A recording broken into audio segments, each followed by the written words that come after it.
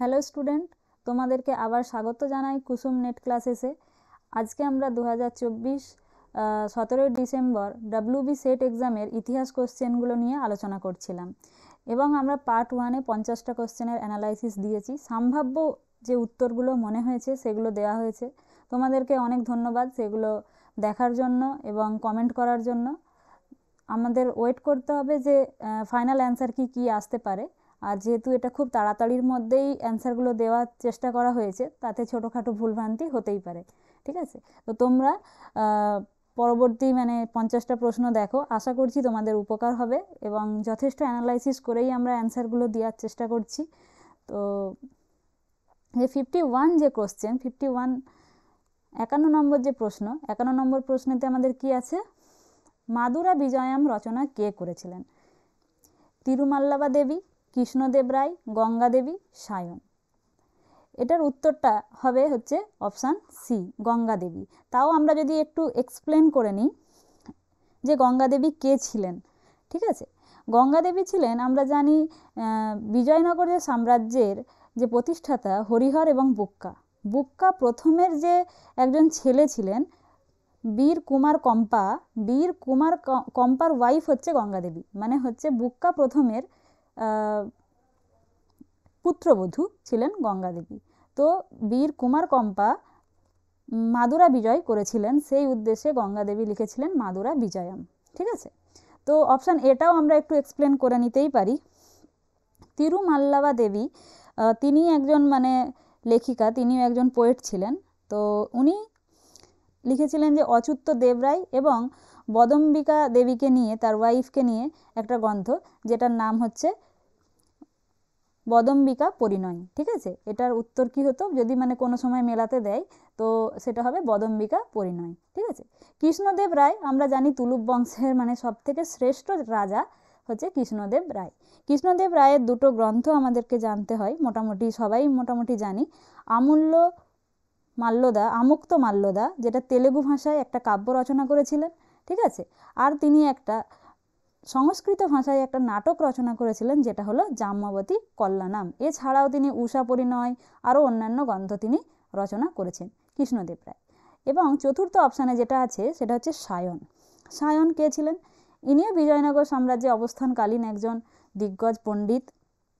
আমরা জানি যে হরিহর এবং বুক্কা মোহাম্মদ বিন তুগলকের সময় ইসলাম ধর্মে ধর্মান্তরিত হয়ে গিয়েছিলেন। আবার পরবর্তীকালে যখন তারা হিন্দু ধর্মে পুনরায় আবার ধর্মান্তরণ করছেন, ফিরে আসছেন, তো তখন তাদেরকে ধর্মের এই যে ট্রান্সফারটা করিয়েছিলেন, ধর্মান্তরিত করিয়েছিলেন, তিনি হচ্ছেন মাধবাচার্য বিদ্যারণ্য। সেই মাধবাচার্য বিদ্যারণ্যের ভাই ছিলেন সায়ন। সায়ন ইনি বেদের ব্যাখ্যা রচনা করেছেন এবং ইনি ঐতেরীয় ব্রাহ্মণের ব্যাখ্যাও তিনি দিয়েছেন। ঠিক আছে, ইনি দ্বিতীয় হরিহরের সমকালীন ছিলেন। ঠিক আছে, কিন্তু এটার অ্যান্সার কি হবে? অ্যান্সার হবে গঙ্গা দেবী। মাদুরা বিজয়মের লেখককে গঙ্গা দেবী। গঙ্গা দেবীর আমরা পরিচয় সম্পর্কে কিছুটা জেনে নিলাম। ঠিক আছে, 52 বিজয়নগর সাম্রাজ্যে প্রচলিত বীর পাঞ্চালা শব্দের অর্থ কী? বীর পাঞ্চালা শব্দের অর্থ হলো কারিগরি সম্প্রদায়, একটা আর্টিজান ক্লাসকে বোঝানো হতো। ঠিক আছে, আমরা মন্ত্রী হবে না, আমরা মন্ত্রীগুলো আমরা বেশিরভাগ সময়ই দেখে থাকি বিজয়নগরের যে সময়, কি আমরা লক্ষ্য করি, বেশিরভাগ আমরা নায়াঙ্কার ব্যবস্থা, পলিগার ব্যবস্থা, এইগুলো আমরা দেখি। ঠিক আছে, কৃষকও হবে না, অশ্বারোহীও হবে না, এটা কিন্তু কারিগরি সম্প্রদায় হবে, কারিগর সম্প্রদায়। 53 আমরা দেখে নিই। ঔরঙ্গজেব কোন মারাঠা শাসকের বিরুদ্ধে মুকাররব খানকে পাঠিয়েছিলেন? ঠিক আছে, মুকাররব খানকে পাঠিয়েছিলেন। এখানে মকরব হয়ে গেছে, যা হোক সেটা কোনো ব্যাপার না। এটা কিন্তু অপশান বি, সম্ভাজি। কবে পাঠিয়েছিলেন? 1681 সালে। ঠিক আছে, 1681 AD। এটা কিন্তু 53-এর অ্যান্সার অপশান বি। ঠিক আছে, 54 শিবাজির রাজ্যাভিষেক কবে হয়েছিল? খুবই সোজা প্রশ্ন, আমরা সাধারণত সবাই জানি এটা হবে তোমাদের রায়গড়ে। এবং এটা কবে হয়েছিল? এটা হয়েছিল 1674 সালে। ঠিক আছে, আরও একটু যদি ডিটেলস আমরা জানতে চাই, এই যে রাজ্যাভিষেকের সময় শিবাজি কিন্তু নিজেকে ক্ষত্রিয় বলে প্রমাণ করার চেষ্টা করেছিলেন এবং ওনার যে রাজ্যাভিষেক করিয়েছিলেন তিনি ছিলেন বেনারসের গঙ্গা ভট্ট নামক একজন ব্রাহ্মণ।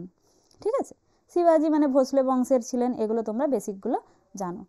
ঠিক, তো শিবাজির আমরা জানি 1627 থেকে জন্ম এবং হচ্ছে 80-তে হচ্ছে মৃত্যুবরণ করেন, আর 74 হচ্ছে রায়গড় দুর্গে তিনি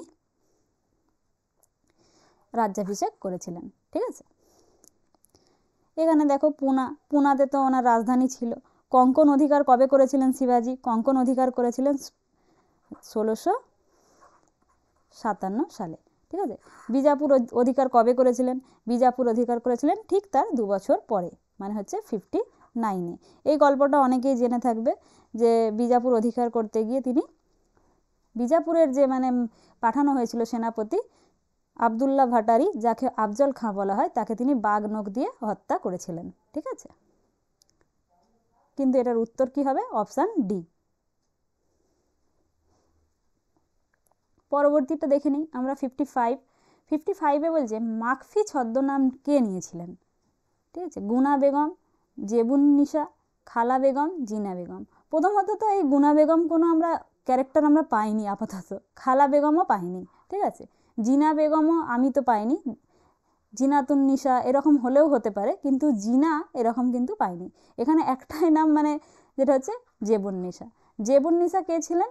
ইনি ঔরঙ্গজেবের পুত্রী। ঠিক আছে, জাহানারা, রসনারা, গহনারা এই নামগুলো যদি হয় তা সেগুলো কিন্তু যত আরা আরা আরা এরকম যদি থাকে মনে রাখবে এগুলো তারা কিন্তু শাহজাহানের পুত্রী ছিলেন। আর জেবুন নিসা, উদ্মাতুন নিসা এরকম নিসা যত 2-3 জন আছে যারা কিন্তু ঔরঙ্গজেবের মেয়ে ছিলেন। তো আমাদের জাহানারা তিনিও কিন্তু মাকফি ছদ্মনামে কবিতা লিখতেন এবং জেবুন নিসাও কিন্তু মাকফি ছদ্মনামে লিখতেন। ঠিক আছে, এখানে যদি অপশানে থাকতো এবং বোথ অপশান দেওয়া থাকতো আমাদের তখন বোথটাই চুজ করতে হতো। ঠিক আছে, এইটার অ্যান্সার কি হবে? অপশান বি, জেবুন নিসা ঔরঙ্গজেবের মেয়ে ছিলেন ইনি। তারপরে দেখো 56 নম্বর কোশ্চেনটা কি বলছে? আলবিরুনি যার সঙ্গে ভারতে এসেছিলেন। আলবিরুনি কার সঙ্গে ভারতে এসেছিলেন? আমরা মোটামুটি সবাই জানি, মাহমুদ গাজনির সময় ভারতে এসেছিলেন, মাহমুদ গাজনি।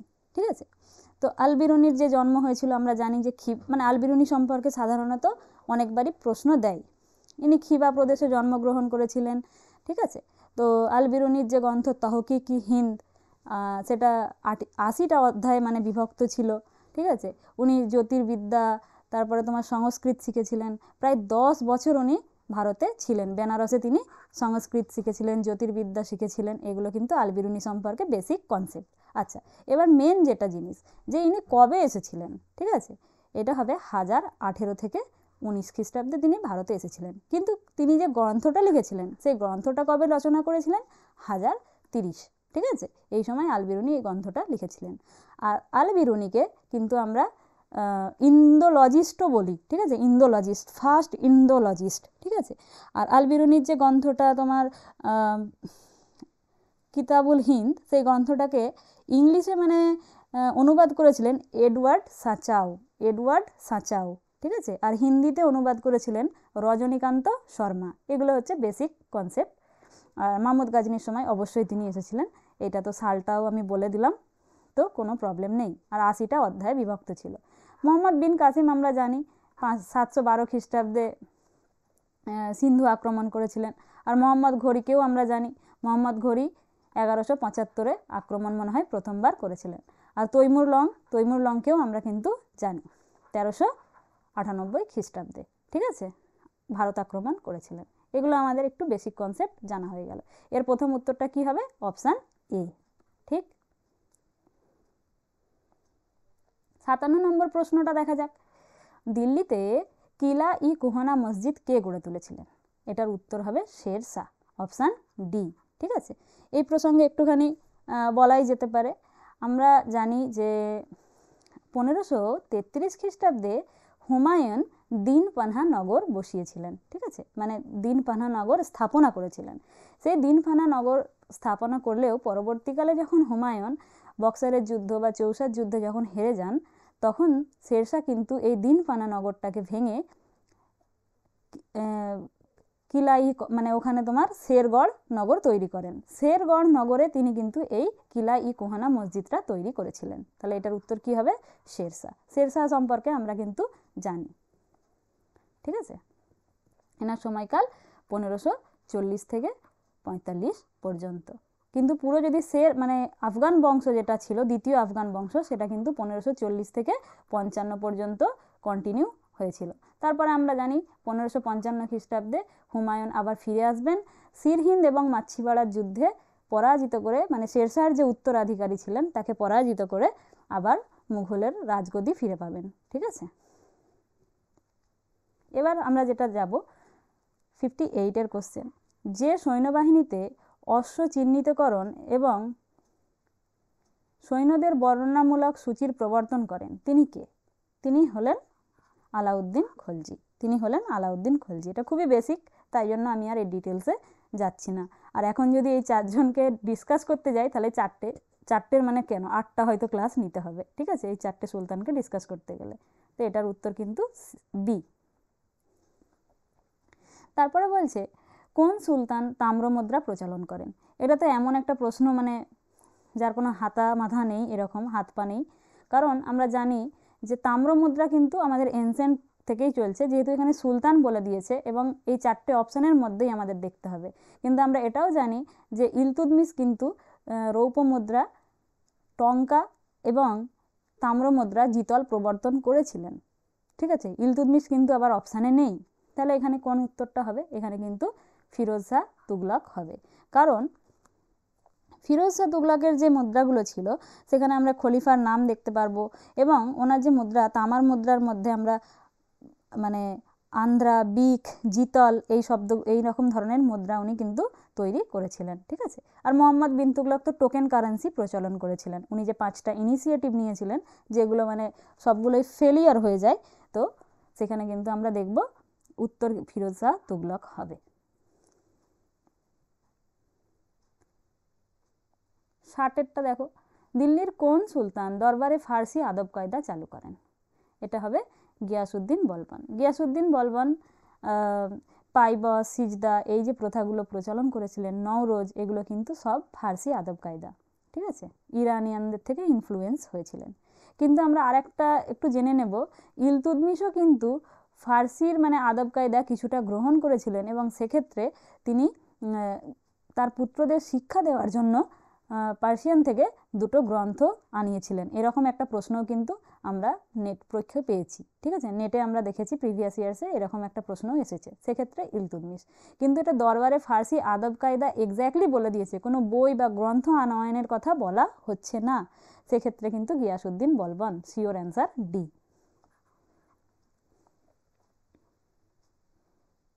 তারপরে বলছে দ্য রয়্যাল ইন্ডিয়ান নেভিতে কবে বিদ্রোহ হয়েছিল? এটা হবে উত্তর অপশান এ, 18 ফেব্রুয়ারি 1946 খ্রিস্টাব্দে। আমাদের এখানে মনে রাখতে হবে যে এই যে তলোয়ার নামক জাহাজে, মুম্বাইয়ের তলোয়ার নামক জাহাজে যে নৌ বিদ্রোহটা শুরু হয়েছিল সেটা কিন্তু 18 ফেব্রুয়ারি 1946 খ্রিস্টাব্দে হয়েছিল। এটা মনে রাখার আরেকটা সোজা উপায় হলো ঠিক 18 ফেব্রুয়ারির পর দিনকেই, মানে হচ্ছে 19 ফেব্রুয়ারি, ঠিক আছে, 19 ফেব্রুয়ারি আমরা জানবো যে ব্রিটিশ প্রধানমন্ত্রী তখন কে ছিলেন? Clement Attlee. ক্লিমেন্ট এটলি এসব দেখার পরে উনি ঘোষণা করলেন যে 3 সদস্যের প্রতিনিধি ভারতে পাঠানো হবে। ঠিক আছে, সেটা অ্যাকচুয়ালি কিন্তু মন্ত্রী মিশন বা ক্যাবিনেট মিশনের কথা বলা হচ্ছে। ঠিক আছে, তো সেই 3 সদস্য কে কে ছিলেন? স্যার প্যাথিক লরেন্স, আলেকজান্ডার আর হচ্ছে স্যার স্ট্যাফোর্ড ক্রিপস, 3 জনের নেতৃত্বে মন্ত্রী মিশন পাঠানো হয়েছিল। মানে উনি কিন্তু এই 19 তারিখে ঘোষণা করে দিয়েছিলেন 18 ফেব্রুয়ারি এই নৌবিদ্রোহ হচ্ছে এবং 19 ফেব্রুয়ারি প্রধানমন্ত্রী ক্লিমেন্ট এটলি ঘোষণা করে দিয়েছিলেন যে 3 সদস্যের প্রতিনিধি কিন্তু ভারতে পাঠানো হবে, সেটাই হচ্ছে মন্ত্রী মিশন বা ক্যাবিনেট মিশন। কিন্তু এরা পৌঁছাবে কবে? এরা কিন্তু পৌঁছেছিল 24 মার্চ পৌঁছেছিল, হ্যাঁ, ওই 1946 সাল অবশ্যই। আর কোথায় পৌঁছেছিল? দিল্লিতে। ঠিক আছে, এরা দিল্লিতে পৌঁছেছিলেন এবং তাদের যে প্রতিবেদন তারা পেশ করেন। তো 18 ফেব্রুয়ারি, এই তার ব্যাকগ্রাউন্ডটাও যদি দিয়ে মনে রাখা মানে সোজা। ঠিক আছে, তারপরে 62টা দেখো। 62 বলছে উইলিয়াম উইলবার ফোর্স বার্ড কবে ভারতের গভর্নর জেনারেল হয়েছিলেন? এটা কি হবে? এটা কিন্তু আমাদের অপশান ডি অ্যান্সার হবে, ঠিক আছে, অপশান ডি। একদম এক্স্যাক্টলি যদি বলি 23 জুলাই 1844 সাল, সরি 1844 সাল, অপশান ডি হবে উত্তর। 63 ফিতনা কথাটির অর্থ কী? ফিতনা কথাটির অর্থ কী? ফিতনা অ্যাকচুয়ালি হলো বিরোধিতা করা, ঠিক আছে, ফিতনা মানে বিরোধিতা। আর অনেকেই মানে সাধারণ মুসলিম ফ্যামিলিগুলোতে এরকম শব্দ ব্যবহার করে, শয়তানের ফিতনাতে পড়েছে, ঠিক আছে। ফিতনা মানে যারা বিরোধিতা করে, ষড়যন্ত্র করে, ঠিক আছে, অপশান ডি এর অ্যান্সার হবে, ঠিক আছে। এবং এ প্রসঙ্গে আরেকটা কথা বলে রাখি, হিস্টোরিক্যাল দিক থেকে আমাদের কী জন্য ইম্পর্টেন্ট এটা, তো ঐতিহাসিক আন্দ্রে উইক এই ফিতনার ধারণাটা মুঘল যে অ্যাডমিনিস্ট্রেশন বোঝাতে গিয়ে বলেছেন। কি প্রসঙ্গে? আন্দ্রে উইক বলেছেন যে মুঘলদের বিরুদ্ধে মারাঠারা যে বিরোধিতা করেছিলেন সেটা কিন্তু ফিতনা, মানে এই মারাঠাদের যে বিরোধ, সেই মারাঠাদের বিরোধটাকে আন্দ্রে উইক ফিতনা বলে সংজ্ঞায়িত করেছিলেন, ঠিক আছে। তো এই জন্য আমাদের ফিতনা শব্দটা খুবই গুরুত্বপূর্ণ। 64টা দেখো, দ্বিতীয় ইঙ্গ মারাঠা যুদ্ধের সময় কে মন্তব্য করেন, আমরা এখন সমগ্র ভারতের অধিপতি, আমাদের ক্ষমতা থেকে কেউ অপসারিত করতে পারবে না, যদি আমরা উপযুক্ত পদক্ষেপ নিয়ে তা বিধিবদ্ধ করতে পারি। এটা দ্বিতীয় ইঙ্গ মারাঠা যুদ্ধ যে সময়কাল হয়েছিল সেই সময় গভর্নর জেনারেল ছিলেন লর্ড ওয়েলেসলি, কিন্তু মনে হচ্ছে এটার মানে প্রবাবল অ্যান্সার, আমি শিওর না, এটা মুনরো হতে পারে, ঠিক আছে, এ অর ডি মানে বি, এই দুটোর মধ্যে একটা হতে পারে, ঠিক আছে, লর্ড ওয়েলেসলি, আর্থার ওয়েলেসলি নয়। তোমরা জানলে কমেন্ট বক্সে অবশ্যই জানাবে যে এটার সঠিক উত্তর কি হতে পারে। 65টা দেখো, জার্মান পর্যটক ব্যারেন কার্ল ভন হুগেল কার রাজসভায় এসেছিলেন? রঞ্জিত সিংয়ের রাজসভায় এসেছিলেন, অপশান এ। 66 ঝাঁসির রানীকে বিদ্রোহীদের মধ্যে শ্রেষ্ঠ বীর এবং সামরিক নেতারূপে বর্ণনা করেছিলেন কে? এটা কিন্তু স্যার হিউগাফ বলেছিলেন, ঠিক আছে, স্যার হিউগাফই বলেছেন। ঝাঁসির রানী লক্ষ্মীকে আমরা জানি যে কে হারিয়েছিলেন, স্যার হিউগাফ হারিয়েছিলেন, স্যার হিউরোজও বলি আমরা মনে হয়, স্যার হিউরোজ। তো ওনার মৃত্যু কবে হয়েছিল? এটা খুব ইম্পর্টেন্ট, গোয়ালিয়রে মৃত্যু হয়েছিল 1858 খ্রিস্টাব্দে 17 জুন। এটা কিন্তু তোমরা পরবর্তীকালে কোনো এক্সামের জন্য মনে রাখবে। গোয়ালিয়রে মৃত্যু হয়েছিল কার? ঝাঁসির রানী লক্ষ্মীবাই, ঠিক আছে। তো জেনারেল হিউরোজ যে তিনি কিন্তু বলেছিলেন যে যদি বিদ্রোহীদের মধ্যে এরকম আরও বীর থাকতো তাহলে আমাদের কিন্তু জেতা সম্ভব হতো না, তাহলে আমরা বিজয়ী হতে পারতাম না, ঠিক আছে, অপশান এ। কার বিচার ও মৃত্যুদণ্ডকে বিচার ব্যবস্থার হত্যা, ঠিক আছে, জুডিশিয়াল মার্ডার বলা হয়, এটাকে জুডিশিয়াল মার্ডার বলা হয়। কার? না নন্দকুমার, নন্দকুমারের ফাঁসিকে এটা বলা হয়, অপশান বি, ঠিক আছে। নন্দকুমার কে ছিলেন? আমরা দেখব যখন ওয়ারেন হেস্টিংয়ের গভর্নর জেনারেলশিপ চলছে তখন আমাদের 1773 খ্রিস্টাব্দের অ্যাক্ট কিন্তু চলে এসছে, প্রবর্তন হয়ে গেছে, ঠিক আছে। এবং ঠিক তার 1 বছর পরে কি হয়েছে? সুপ্রিম কোর্ট তৈরি হয়ে গেছে, কত? 1774 সালে। সেই সুপ্রিম কোর্টের যে প্রধান বিচারপতি ছিলেন তিনি কে ছিলেন? Sir Eliza Impey. সেই স্যার এলিজা ইম্পে ওয়ারেন হেস্টিংয়ের কিন্তু বন্ধু ছিলেন, এবং ওয়ারেন হেস্টিংকে তিনি যে অনেক ব্রাইব বা ঘুষ নিয়েছেন সেরকম একটা অপরাধে তাকে ঘোষণা করা হয়েছিল। তো সেক্ষেত্রে নন্দকুমারকে ফাঁসি দেওয়া হয়, অভিযোগটা তুলেছিলেন নন্দকুমার। নন্দকুমারের ফাঁসি অ্যাকচুয়ালি কবে হয়েছিল? 1775 খ্রিস্টাব্দে, ঠিক আছে। কবে? 5 আগস্ট। এই ঘটনাগুলো কিন্তু তোমরা একটু মনে রাখবে। আর নেটের এই প্রশ্নটাও এসেছিল, মানে ক্রোনোলজি অর্ডারে সাজাতে দিয়ে দিয়েছিল যে সুপ্রিম কোর্টের তৈরি হচ্ছে কবে, তারপর নন্দকুমারের ফাঁসি, তারপর হচ্ছে প্রেস অ্যাক্ট, এইরকম ধরনের বিভিন্ন জিনিস দিয়ে একটা ক্রোনোলজি অর্ডারে নেটে কিন্তু সাজাতে দেওয়া হয়েছিল। তো সেখান থেকে এই ডিটেলসটা আমি জেনেছিলাম, ঠিক আছে। তারপরে দেখো 68টা কি বলছে, অষ্টাদশ শতকের কোন শাসক নতুন বর্ষপঞ্জি মুদ্রা পরিমাপক বিধি সূত্রপাত ঘটান, স্থায়ী সামরিক বাহিনীর নিয়ম শৃঙ্খলা বৃদ্ধি করে আধুনিক অস্ত্রাগার নির্মাণ করেন এবং রেশম চাষ ও বাণিজ্যের উন্নতি ঘটান? এটা কিন্তু অপশান ডি অ্যান্সার হবে, ঠিক আছে, ডি, অপশান ডি। 69-এরটা দেখো, ক্যালিকো কি? ক্যালিকো এক ধরনের কি বলবো, কটন, ঠিক আছে। মানে আমাদের জানি যে সুতি বস্ত্র, সুতি কিন্তু আমাদের ভারতীয়দের খুব ইম্পর্টেন্ট একটা রপ্তানি দ্রব্য ছিল, ঠিক আছে। সেই সুতি বস্ত্রের আবার অনেক ভাগ ছিল, যেমন হচ্ছে মসলিন, আমরা জানি, সবাই জানি, তারপর হচ্ছে ক্যালিকো, ঠিক আছে। তো এইগুলো কিন্তু কটন, ঠিক আছে। এবার এখানে দেখো অপশানটা, ভারত থেকে রপ্তানিজাত কটন, ভারত থেকে রপ্তানিজাত টেক্সটাইল, দুটোই কিন্তু হতে পারে, কিন্তু এখানে আমার মনে হচ্ছে যে বিটাই হবে, কটন যেহেতু দেওয়া আছে, কটন পুরো শব্দটা দেওয়া আছে, আর ক্যালিকো বা মসলিন এগুলো কিন্তু 100% কটন হতো, ঠিক আছে।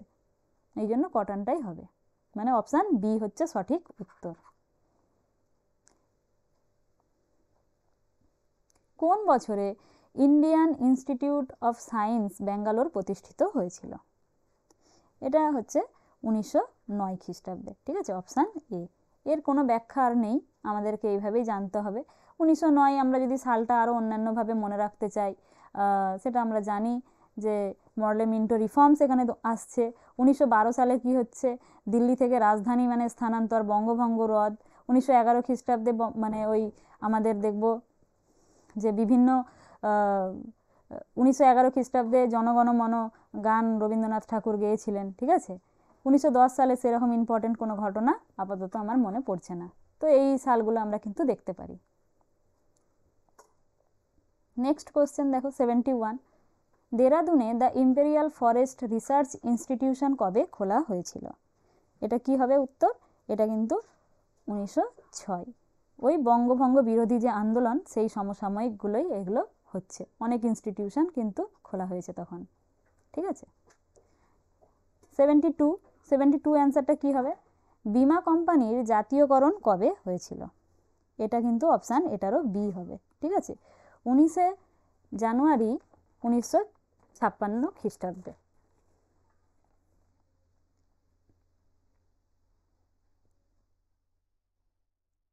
ভারতে কবে প্রথম চট শিল্পের কারখানা স্থাপিত হয়েছিল? এটা কিন্তু সবাই, মানে এটা খুবই একটা সাধারণ মানে জানা প্রশ্ন, এটা কিন্তু 1855, সি হবে 1855-তে। আর কোথায় হয়েছিল এটা? হাওড়ার রিসড়া নামক জায়গায়। কাদের নেতৃত্বে? জর্জ অকল্যান্ড ছিলেন, আর কোনো একজন বাঙালি ছিলেন বি.বি. সেন। এই মুহূর্তে বি.বি. সেনের ফুল ফর্মটা আমার মনে পড়ছে না, তো জর্জ অকল্যান্ড নামটাও কিন্তু তোমরা জেনে রাখতে পারো। আর হাওড়ার রিসড়া নামক জায়গায় প্রথম চট শিল্প বা চট কারখানা তৈরি হয়েছিল 1855 খ্রিস্টাব্দে, ঠিক আছে। 74 নম্বর প্রশ্ন, 74, নিম্নলিখিত ব্যক্তিদের মধ্যে লাহোর সংকল্প গ্রহণের সময় 23শে মার্চ, যেটা লাহোর মানে প্রস্তাবনা দুটো আছে, তো কংগ্রেসের একটা লাহোর অধিবেশন সেটা, আর এটা হচ্ছে মুসলিম লীগের ক্ষেত্রে 1940 খ্রিস্টাব্দে, কোন সদস্য জড়িত ছিলেন না? এখানে কিন্তু উত্তর হবে এ, খিজির হায়াত খান নামক কোনো ব্যক্তি এক্সিস্ট তখন করতেন না, ঠিক আছে, করলেও তিনি কিন্তু যুক্ত ছিলেন না। সিকান্দার হায়াত খান হবে উত্তর, এখানে কিন্তু না চেয়েছে, ঠিক আছে। সিকান্দার হায়াত খাঁ কিন্তু এই লাহোর প্রস্তাবনাটা লিখেছিলেন, ঠিক আছে, উনিই প্রথম লিখেছিলেন। ফজলুল হক ছিলেন মুসলিম লীগের, খালিকুজ্জামানও ছিলেন, কে ছিলেন না? খিজির হায়াত খান। এটা কিন্তু অপশান এ, আর এটাও প্রিভিয়াস ইয়ার্স নেটের প্রশ্ন। The Indian association for the cultivation of science, যেটা কলকাতায়, এটা কে প্রতিষ্ঠা করেন? এটা কিন্তু মহেন্দ্রলাল সরকার হবে, ঠিক আছে, মহেন্দ্রলাল সরকার। 75-এরটা ডি। কবে করেছিলেন এটা? 1876 সালে, ঠিক আছে। নিম্নে বর্ণিত কোন রাজ্যের মহারাজা শেষ মুহূর্তে অবজ্ঞাসূচক নাটক করার পর অন্তর্ভুক্তির দলিলে স্বাক্ষর করেন? এটা কিন্তু হায়দ্রাবাদ। 76-এর প্রশ্নটা আমরা যদি দেখি, যখন আমাদের স্বাধীনতা প্রাপ্ত হচ্ছে, তখন আমাদের অনেকগুলো দেশীয় রাজ্য, পুরো দেশে মানে পুরো উপমহাদেশে বা ভারতে অনেকগুলো কিন্তু দেশীয় রাজ্যের অবস্থান দেখতে পাচ্ছি, প্রায় 550, 562, মানে আলাদা আলাদা বইয়ে আলাদা আলাদা সংখ্যা দেওয়া রয়েছে। এই যে দেশীয় রাজ্যগুলোকে অন্তর্ভুক্তি করার ক্ষেত্রে আমরা জানি যে সর্দার বল্লভভাই প্যাটেল ইউনিটি করার জন্য অনেক গুরুত্বপূর্ণ ভূমিকা পালন করেছিলেন। তা সত্ত্বেও 3টে রাজ্য নিয়ে খুব ঝামেলা হয়, একটা হচ্ছে জুনাগড়, একটা হচ্ছে হায়দ্রাবাদ, আর একটা হচ্ছে কাশ্মীর। তো এক্ষেত্রে আমরা দেখব যে হায়দ্রাবাদের যে নিজাম ছিলেন, হায়দ্রাবাদের যে নিজাম ছিলেন তিনি ছিলেন ওসমান আলী খান। ঠিক আছে, ওসমান আলী খান, ওসমান আলী খান উনি হচ্ছেন মুসলিম শাসক, কিন্তু হায়দ্রাবাদের যে মানে জনগণ ছিলেন তারা ছিলেন 85% হিন্দু। এবার এনার ইচ্ছা হচ্ছে পাকিস্তানের সঙ্গে যোগদান করা, কিন্তু জনগণের ইচ্ছা ভারতের সঙ্গেই থাকা। এই প্রসঙ্গে আমরা দেখব যে শেষ পর্যন্ত জয়ন্তনাথ চৌধুরী, তখনকার যে সেনাবাহিনীর প্রধান ছিলেন জয়ন্তনাথ চৌধুরী 1948 সালের 18ই সেপ্টেম্বর, ঠিক আছে 18 সেপ্টেম্বর কি করছেন, 18 সেপ্টেম্বর কিন্তু হায়দ্রাবাদকে ভারতের অন্তর্ভুক্ত করছেন। ঠিক আছে, এক্ষেত্রে যে মানে অপারেশনটা ইনি করেছিলেন জয়ন্তনাথ চৌধুরী, সেটাকে বলা হয় অপারেশন পোলো। ঠিক আছে, এটা একটু মনে রাখবে।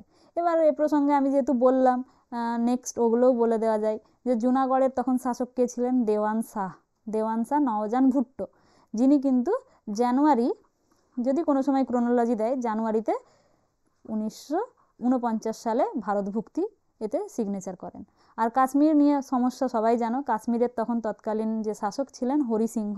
ঠিক আছে, তো পরবর্তীকালে কাশ্মীরের ওই যে অ্যাক্টগুলো বিলোপ করা হচ্ছে, এগুলো তোমরা রিসেন্ট ঘটনা একটু কিন্তু জানো। এটা কিন্তু হায়দ্রাবাদ, অ্যান্সার হবে এ। তারপরে বলছে যে 77-এরটা, 1936 সালে সাম্রাজ্য বিরোধী জনগণের গোষ্ঠী কংগ্রেসের ভিতরে কারা গঠন করেছিলেন? অ্যান্টি ইম্পিরিয়ালিস্ট পিপল ফ্রন্ট কারা তৈরি করেছিলেন? এটা কিন্তু উত্তর হবে এ। ঠিক আছে, আরপি দত্ত আর হচ্ছে ব্রেন ব্যাডলে। প্রথমত এটা বলি, মতিলাল নেহরু আর চিত্তরঞ্জন দাস, এখানে সালটা কত দেওয়া আছে 36, আর চিত্তরঞ্জন দাস কবে মারা গেছেন?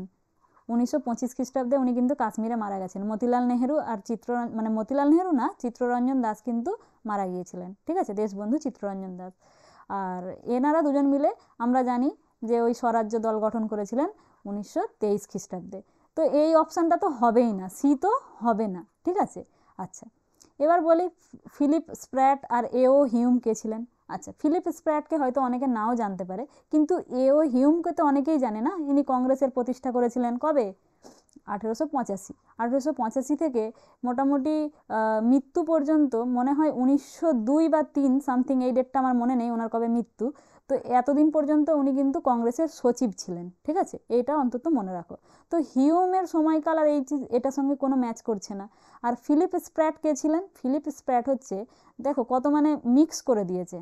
যখন 1929 সালে মিরাট ষড়যন্ত্র মামলা হয়েছিল, সেখানে আমরা জানি ডাঙ্গে, মুজাফফর, এই যে নামগুলো ছিল তার মধ্যে 1-2 জন বিদেশি ছিলেন, তার মধ্যে ফিলিপ স্প্র্যাট একজন, যিনি মিরাট ষড়যন্ত্র মামলায় অভিযুক্ত। ঠিক আছে, ব্রিটিশ নাম হলেই এমন নয় যে মানে উনি অভিযুক্ত হতে পারেন না। ঠিক আছে, ফিলিপ স্প্র্যাট তাদের মধ্যে একজন। তো এই অপশানটাও কিন্তু হবে না, কারণ দুটোই এমন অপশান দিয়ে যে দুজনের সময়কালের সঙ্গে অনেক ডিফারেন্স। সুভাষচন্দ্র বোস আর হচ্ছে যতীন্দ্রমোহন সেনগুপ্ত। এটাও ভাবো 36-এ সুভাষচন্দ্র বোস কেন মানে হচ্ছে অ্যান্টি ইম্পিরিয়ালিস্ট পিপল ফ্রন্ট গঠন করবেন? তখন তো আমরা দেখছি যে জওহরলাল নেহরুর প্রেসিডেন্টশিপ চলছে। আমরা জানি যে 36 আর 37 সালে হচ্ছে জওহরলাল নেহরু, 38 আর 39 সালে হচ্ছে নেতাজি সুভাষচন্দ্র বসু কংগ্রেসের অধিবেশনে ছিলেন। তো এনারা কিন্তু এরকম কোনো ইনিশিয়েটিভ নেননি। ঠিক আছে, এই উত্তরটা হবে আরপি দত্ত আর হচ্ছে ব্রেন ব্যাডেল, অপশান এ। ঠিক আছে, তো এলিমিনেট করেও কিন্তু অনেক সময় অ্যান্সার করা যায়, এক্স্যাক্টলি অ্যান্সার না জানলে। বলছে যে মোহাম্মদ রেজা খানকে গ্রেপ্তার করা হয় 1772 সালে, কারণ তিনি কি করেছিলেন? ঠিক আছে, কারণ তিনি কি করেছিলেন? 78-এরটা আমাদের মানে প্রথমে ভাবো যে রেজা খাঁ কখন মানে ছিলেন। ঠিক আছে, আমরা জানি যখন 1765 খ্রিস্টাব্দে মানে আগে 64-তে বক্সারের যুদ্ধ হলো, তারপরে ব্রিটিশরা দেওয়ানি লাভ করলো। দেওয়ানি লাভ করার পরে দ্বৈত শাসন ব্যবস্থা শুরু হচ্ছে। সেই যে দ্বৈত শাসন ব্যবস্থা শুরু হওয়ার ফলে তারা কি করলেন, নিজেরা তো কোনো দায়িত্ব মানে নেবেন না, কিন্তু রাজস্বটা ঠিক নেবেন। ঠিক আছে, আমরা শক্তি ছিল ইংরেজদের হাতে। তো সেক্ষেত্রে আমরা জানবো যে রেজা খান আর হচ্ছে সীতাব রায়, এই দুজনকে কিন্তু দায়িত্ব দেওয়া হয়েছিল রাজস্ব আদায় করার ক্ষেত্রে। ঠিক আছে, তো হঠাৎ করে 65-তে দায়িত্ব দিলেন আর 72-এ কেন মানে তাকে গ্রেপ্তার করা হলো? তিনি ব্রিটিশ সার্বভৌমত্বের পক্ষে ছিলেন, তো পক্ষে থাকলে তো কোনোদিনও গ্রেপ্তার করবে না, তাই না? তো ভারতীয় সার্বভৌমত্বের পক্ষে ছিলেন, তো তখন ভারতীয় যে কনসেপ্ট সার্বভৌমত্ব সেটা কিন্তু আসেনি। আর মুঘল সার্বভৌমত্বের পক্ষে ছিলেন, তখন কিন্তু মুঘলদের ডিসেন্ট্রালাইজেশন হয়ে গেছে। তাই জন্যই তো আমরা জানি যে মুঘলদের ডিসেন্ট্রালাইজেশন হওয়ার ফলেই তো বাংলার উদ্ভব হচ্ছে, আমাদের হায়দ্রাবাদ, তারপরে হচ্ছে অযোধ্যা, এই যে রিজিওনাল পাওয়ারগুলোর যে উদ্ভব, যে রাইজ হচ্ছে, সেটা কিন্তু মুঘলদের পরে হচ্ছে। ঠিক আছে, তো এগুলো তো আমরা জানি। তাহলে এটার অপশান কিন্তু যতটা সম্ভব ডি হবার সম্ভাবনা বেশি। ঠিক আছে, তবুও আমি এটা শিওর বলতে পারছি না আপাতত।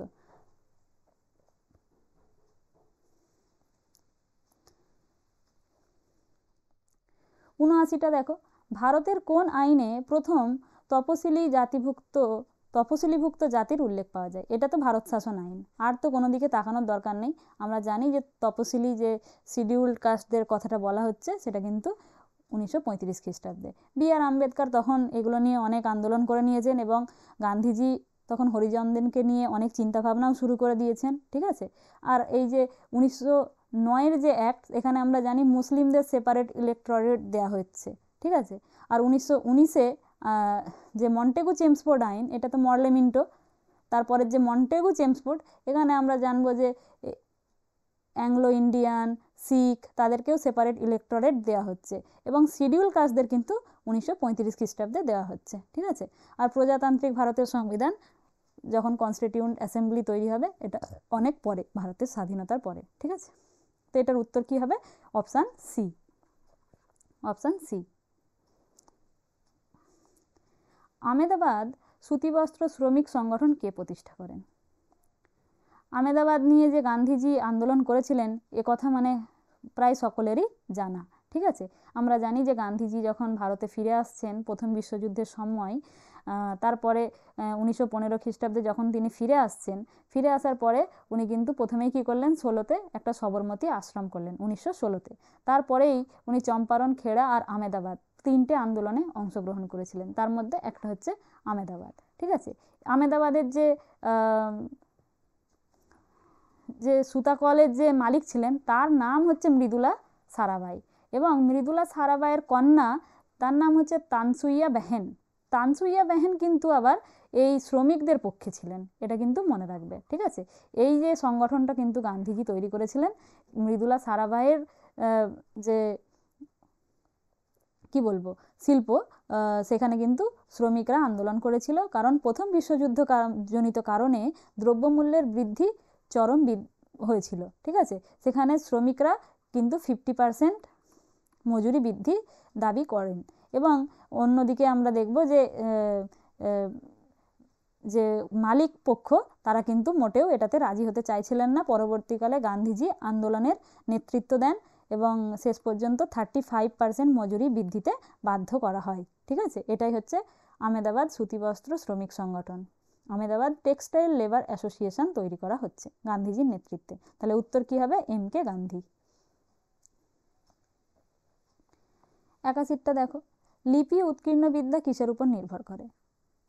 লিপিমালার উপর, অতীতের অবশিষ্টাংশের উপর, সাহিত্যিক গ্রন্থসমূহের উপর এবং আর্কাইভাল ডকুমেন্টসের উপর। ঠিক আছে, এটা কিন্তু অপশান এই হবে, ইনস্ক্রিপশান। ঠিক আছে, এই ইংলিশটা যদি পড়ি তাহলে কিন্তু আমাদের আরও কনসেপ্টটা ক্লিয়ার হবে, ইনস্ক্রিপশান। ঠিক আছে, 82টা কী হবে?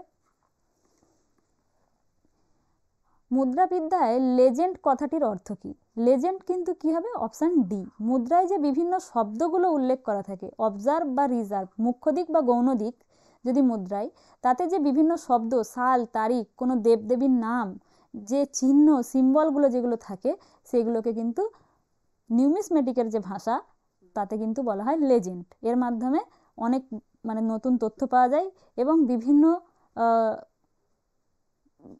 ইতিহাস রচনা করতে কিন্তু মুদ্রা বা কয়েন আমাদের সহায়তা করে থাকে। ঠিক আছে, এটা মানে এটা মুখ্য সোর্স, একটা প্রাইমারি সোর্স। 83টা কি? নিম্নলিখিত ঐতিহাসিকদের মধ্যে কে আত্মজীবনীকে ইতিহাসের অন্তর্ভুক্ত বলে বিবেচনা করেন? এটা কিন্তু ডি অ্যান্সার হবে, ঠিক আছে, এডওয়ার্ড গিবন। Edward gibbon. এগুলো হিস্টোরিওগ্রাফির কোশ্চেন, যথেষ্ট ডিটেলস, মানে এগুলো না পারলেও মানে 5-7টা বা 10টা হয়তো অনেকে নাই পারতে পারে, এটা কোনো ব্যাপার না, না পারলে এমন কোনো হতাশাজনক ব্যাপার নয়। তো হ্যাঁ, তারপর হচ্ছে 83টা কী হবে, কে ঐতিহাসিক জ্ঞানের বৈধতা নিয়ে প্রশ্ন তুলেছেন, এটা কিন্তু হার্ডার হবে, অপশান ডি। যেগুলো জানবে না যে কটা একটাই অ্যান্সার করে চলে আসতে হবে, ঠিক আছে। 85টা দেখো, দ্য সায়েন্স অফ হিউম্যানিটি গ্রন্থটা কে রচনা করেছেন? 85টা এ হবে, ভিকো। ভিকো, ঠিক আছে, দেখো এখানে ভিকো, VICO, ভিকো কিন্তু রচনা করেছেন এটা। কে প্রথম ইতিহাসের প্রগতি তত্ত্বের অবতারণা করেন? এটা কিন্তু সি হবে, বিউরি, JB বিউরি, ঠিক আছে। 86টা JB বিউরি। ইরাসমাস কে ছিলেন? ইরাসমাসকে বলা হয় মানবতাবাদের যুবরাজ, আমরা সবাই মানে এইটা জানি, কিন্তু ইনি ছিলেন ওলন্দাজ। ওলন্দাজ বলে তো ডাচ হচ্ছে হিউম্যানিস্ট, ঠিক আছে। এনার মানে জন্ম আর মৃত্যুটা একটুখানি আমরা দেখে নিই, তাহলে আমাদের পরবর্তীকালে কোনো সময় কাজে লাগবে। 1469 থেকে 1536, ঠিক আছে, এনার জন্ম এবং মৃত্যুর সময়কাল, ঠিক আছে। 88টা দেখো, কে imperialism the highest stage of capitalism এই গ্রন্থটা রচনা করেছিলেন? এটা কিন্তু রচনা করেছিলেন হচ্ছে লেনিন, ভ্লাদিমির লেনিন। কবে রচনা করেছিলেন? 1916 খ্রিস্টাব্দে, ঠিক আছে। যে এটা করেছে সে কিন্তু একদম ঠিকঠাক করেছে। তারপরে দেখো কি বলছে, নিউ ইম্পেরিয়ালিজম কবে মানে এমার্জড হচ্ছে, নয়া সাম্রাজ্যবাদের ধারণার উদ্ভব কবে হয়েছিল? এটার কি উত্তর হবে? এটা কিন্তু 19বিংশ শতকের দ্বিতীয়ার্ধ। কেন? 1870-এর দিকে, ঠিক আছে। আর আমরা জানি 1800 মানেই কিন্তু শুরু হয়ে যাচ্ছে 19বিংশ। 1800-কে যখনই ওভার করে দিচ্ছে তখন কিন্তু 19বিংশ শুরু হয়ে যাচ্ছে, এবং আবার 1850-কেও অতিক্রম, তাহলে দ্বিতীয় দশক হবে, ঠিক আছে, দ্বিতীয়ার্ধ হবে। এটা অপশান সি অ্যান্সার। 90-এরটা দেখো, the idea of history in changing world এই গ্রন্থটা কে রচনা করেছেন? এখানে কিন্তু খুব একটা টুইস্ট আছে, ঠিক আছে। আমরা সবাই জানি দ্য আইডিয়া অফ হিস্ট্রি, এই এতটুকু যদি দিয়ে দিত তাহলে কিন্তু কলিঙ্গুড অ্যান্সার হতো, কিন্তু এখানে বলেছে ইন এ চেঞ্জিং ওয়ার্ল্ড, এটার উত্তর হবে option A, Debiprasad Chowdhury. Option A হবে রাইট অ্যান্সার। আর EH কার আমরা জানি, হোয়াট ইজ হিস্ট্রি, রমিলা থাপারেরও আমরা জানি, আর্লি ইন্ডিয়া, হ্যাঁ, নানান তিনি গ্রন্থ রচনা করেছেন। 91-এরটা দেখো, কোন বছরে উপনিবেশিক সরকার ভারতে প্রথম আয়কর ব্যবস্থা প্রচলন করেন? এটা ক্যানিংয়ের সময় হয়েছিল, আর ক্যানিংয়ের সময়কাল 1860, ঠিক আছে, option C right answer. Atlantic Charter যেটা 1941 সালে স্বীকৃতি দান করেছিল কি? বিশ্বের জনগণের আত্মনিয়ন্ত্রণের অধিকার। এটাও option A right answer, option A, ঠিক আছে। 93টা দেখো, নিম্নের বর্ণিত নেতৃবৃন্দের মধ্যে কে বলেন যে ব্রিটিশ সাম্রাজ্যের নিশ্চিহ্ন হওয়ার তত্ত্বাবধানে তিনি থাকবেন না? এটা কে বলেছিলেন, ঠিক আছে। এটা কিন্তু উইলস্টন চার্চিল হবে উত্তর, ঠিক আছে, উইলস্টন চার্চিল, ডি। তারপরে বলছে যে লেক্স লকি আইন যে অ্যাক্ট, এটা কি মানে বৈধতা দান করেছিল? এটা অপশান এ উত্তর হবে। ধর্মান্তরিত খ্রিস্টানদের হচ্ছে যারা হচ্ছে হিন্দু থেকে খ্রিস্টান ধর্ম গ্রহণ করবে তাদেরও কিন্তু তাদের পিতার যে উত্তরাধিকার সম্পত্তিতে কিন্তু তাদের ক্ষমতাটাকে অ্যাকসেপ্ট করা হচ্ছে এবং অনুমোদন করা হচ্ছে, এটাই হবে উত্তর, ঠিক আছে। ব্রিটেনের কোনো গল্প কিন্তু নেই। 95-এরটা দেখো, বঙ্গভঙ্গের মূল উদ্দেশ্য ব্যাখ্যা করতে গিয়ে কে বলেছিলেন সংযুক্ত বাংলা ক্ষমতার উৎস, বিভক্ত বাংলায় ক্ষমতা নানা দিকে আকৃষ্ট হবে, ঠিক আছে, এটা বলেছিলেন রিজলে, ঠিক আছে। 1903 খ্রিস্টাব্দে ইনি কিন্তু কার্জনের মানে সময় সচিব ছিলেন, এবং এই রিজলে যে গবেষণা করেছিলেন তিনি এই প্রসঙ্গে কিন্তু এই কথাটা বলেছিলেন, ঠিক আছে। রিজলে ঘোষণাপত্র 1903 সালে, সেই প্রসঙ্গে তিনি কিন্তু বলেছিলেন। ঠিক আছে, 96টা। উপনিবেশিক ভারতে গভর্নর জেনারেলদের কার্যনির্বাহী সমিতির সদস্যদের মধ্যে আইন সদস্যকে অন্তর্ভুক্ত করা হয় যে আইনের মাধ্যমে, তা কবে? তা কিন্তু 1833 খ্রিস্টাব্দে, D, charter act 1833। Indian civil service পরীক্ষায় প্রথম উত্তীর্ণ হলেন যে বাঙালি, তিনি কে? সত্যেন্দ্রনাথ ঠাকুর। ঠিক আছে, অপশান ডি। ভারতীয় জাতীয় কংগ্রেসের বিরোধিতা করে কারা স্বরাজ্য দল গঠন করেছিলেন? এটা আমি একটু আগেই বলছিলাম, এটা কিন্তু চিত্তরঞ্জন দাস আর মতিলাল নেহেরু। কবে? 1923 খ্রিস্টাব্দে। যখন অসহযোগ আন্দোলন ব্যর্থতা হয়ে যাচ্ছে, চৌরি চৌরা হত্যাকাণ্ডের পর গান্ধীজি অসহযোগ আন্দোলন প্রত্যাহার করে নিচ্ছেন, সেই প্রসঙ্গে এই মতিলাল নেহেরু এবং দেশবন্ধু চিত্তরঞ্জন দাস দুজন মিলে স্বরাজ্য দল গঠন করেছিলেন। ঠিক আছে, 99, খুব সহজ। কিংসফোর্ডকে মুজাফফরপুর হত্যা করার জন্য কে চেষ্টা করেছিলেন? আমরা সবাই জানি, ক্ষুদিরাম বসু আর বটুকেশ্বর দত্ত, দুজনেই ছিলেন। তো ক্ষুদিরাম বসুর পরবর্তীকালে ফাঁসি হয়, আর বটুকেশ্বর দত্ত নিজে আত্মহত্যা করে নেন নিজের যে বন্দুক দিয়ে। ঠিক আছে, কিংসফোর্ডকে কসাই কাজী বলা হতো, কসাই কাজী। আচ্ছা, 100 কোশ্চেনটা দেখো। সংবাদ প্রভাকর এর সম্পাদক কে ছিলেন? এটা কে হবে? Ishwarchandra Gupta. Option A, option A, Ishwarchandra Vidyasagar নয়, অপশান এ হবে। ঠিক আছে, এই হচ্ছে আমাদের আজকের অ্যানালাইসিস। এবার তোমরা দেখো ধৈর্য সহকারে, এবং তোমাদের যদি কোনো প্রশ্ন থাকে কমেন্ট করো। Thank you for watching.